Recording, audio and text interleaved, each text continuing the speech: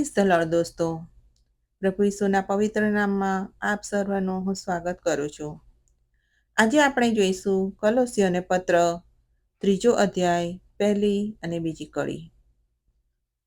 એ માટે જો તમે ખ્રિસ્તની સાથે ઉઠાડવામાં આવ્યા હોય તો જ્યાં ખ્રિસ્ત દેવને જમણે હાથે બેઠેલો છે ત્યાંની એટલે ઉપરની વાતો શોધો. ઉપરની વાતો પર ચિત્ત લગાડો, પૃથ્વી પરની વાતો પર નહીં. આ વચન દ્વારા આપ સર્વ આશીર્વાદિત થાઓ. આમેન.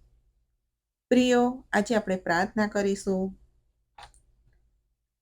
હે સ્વર્ગીય પિતા, આભાર માનું છું કે તમે અમને ખ્રિસ્તમાં નવી જિંદગી આપી.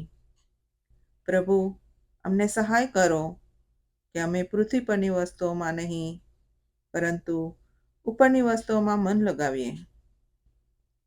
અમારા વિચારોને શુદ્ધ કરો, અમારા હૃદયને તમારા પ્રેમથી ભરો, અમારા જીવનમાં તમારી ઈચ્છા પૂરી થવા દો અને અમને દરેક દિવસ અમે ખ્રિસ્તને ગમે એવું જીવન જીવીએ એવી કૃપા થવા દો.